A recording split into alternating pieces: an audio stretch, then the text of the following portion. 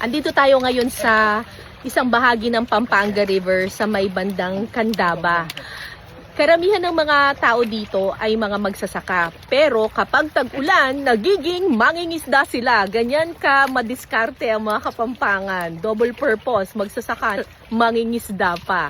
So, usually kapag tag-ulan, ayaw na ayaw yan ng mga mangingisda, di ba? Kasi hindi sila nakakapalaot. Pero dito sa Pampanga, aba, kapag mataas ang tubig dahil sa ulan, mas marami silang nakukuhang isda. Katulad nito! Ay, laki ng isda! Meron ditong mga karpa, merong mga ayungin.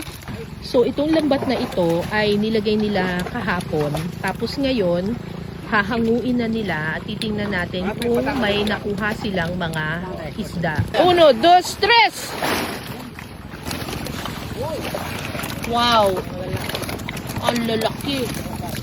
Dito sa Pampanga, hindi ka magugutom kung masipag ka. Wow!